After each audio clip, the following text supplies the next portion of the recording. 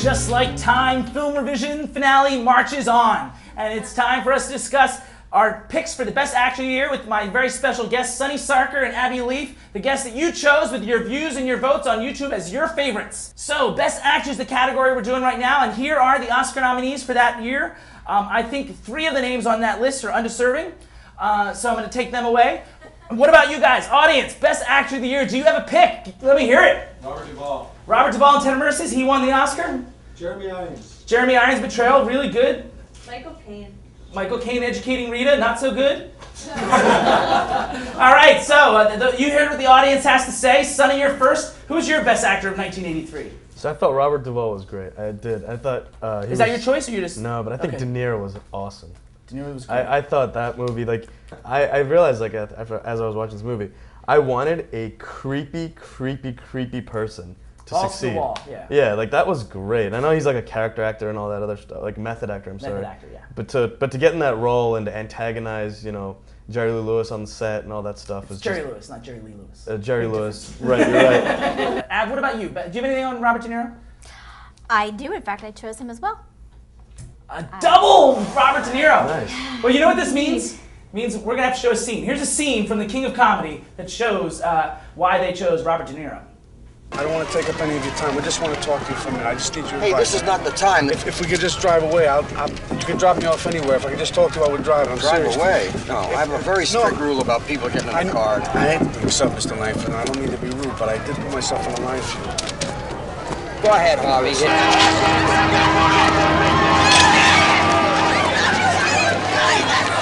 There. Thanks.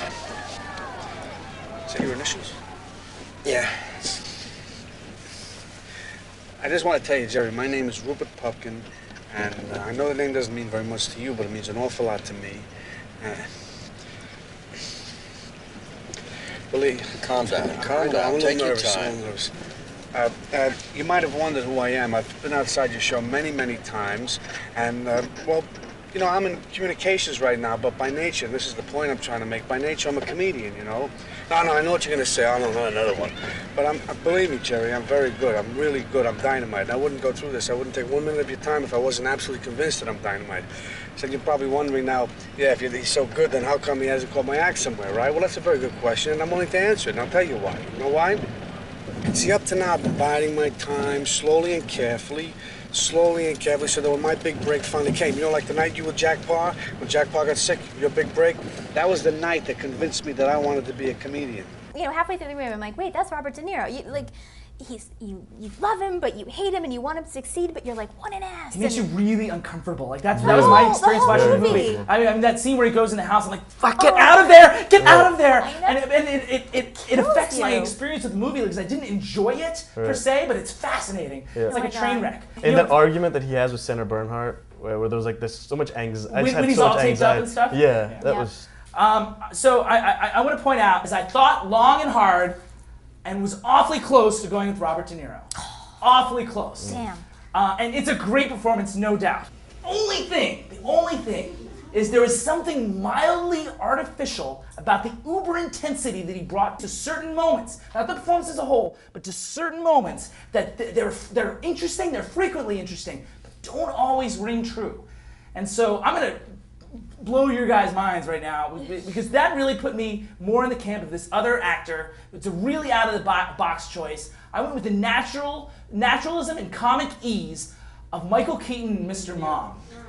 I feel like it's an iconic performance. I feel like it is.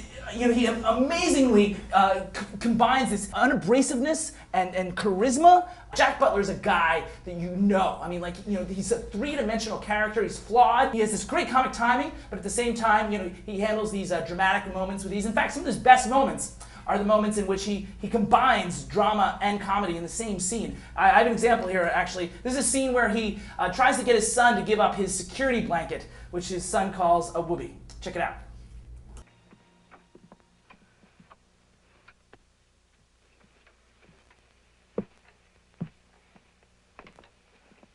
Listen, Ace.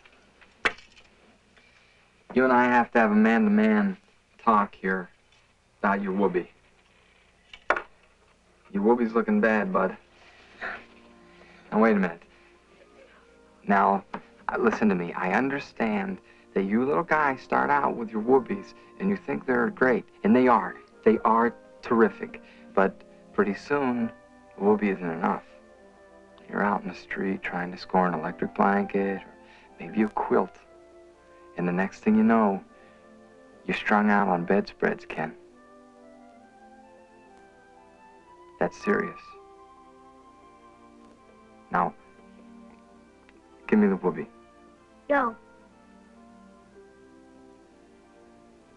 Kenny, come on, man. No. Okay. Give it to me for a couple of days. If it doesn't work, you got the whoopee back. Please.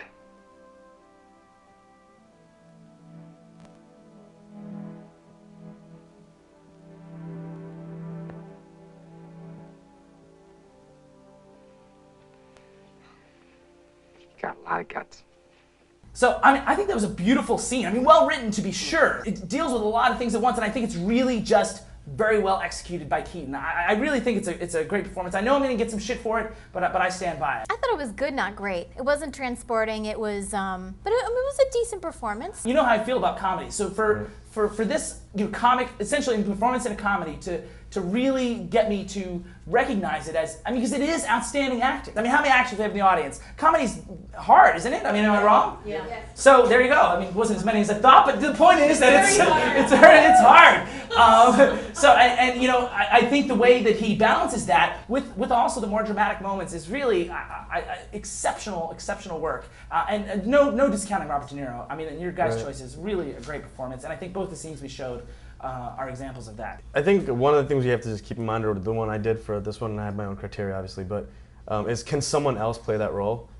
And I thought Bill Murray, who was a contemporary at the time, if he played that role, I think Bill Murray would have knocked that, like, just, I disagree with that, and I'll tell you why. I think Bill Murray would have gone towards the spectrum of silly. But Bill Murray also never, even in Groundhog Day, never really comes off as warm. I think what's funny about him is his detachment from the rest of the world. Like, sometimes he can be a sane person in an insane world, or sometimes he's just too eccentric or something like that. When you say warm, but you always still like Bill Murray, though, at the end of the movies.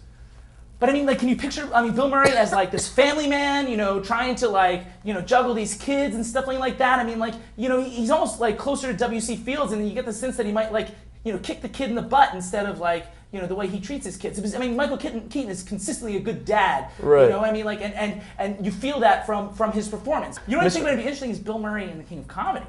That might have been interesting. I mean, different to sure, but not a bad performance, I don't think. With Michael Keaton, I thought he was just like so weak. Like there was no edge to him. He was just like, and maybe that's like what they were going for. That the whole scene where like he went the wrong way when he was dropping the kids off.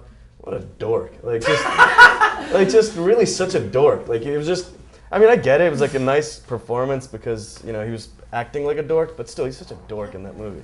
Bill Murray, I think, would have brought an edge that it would have added more to the movie. I think, yeah, this is definitely a taste thing. I disagree. I think Michael Keaton is really transcendent in the role. All right, so we're going to wrap up the best actor choice. We had agreement for the first time. We had two Robert De Niro's from The King of Comedy, and he was my second choice. I instead went with Michael Keaton from Mr. Mom, and it's amazing, as you would have expected, one of these guys to pick Mr. Mom and he would pick King of Comedy, but it's funny, it turned out the other way. On the next episode of the Film ReVision finale, we're going to talk about, you're going to like this, the worst film of the year. And so that's coming up on the Film ReVision finale, which I can't say the best of 1983 anymore, because in the next episode we're going to talk about the worst. So you're going to check it out. It's going to be fun.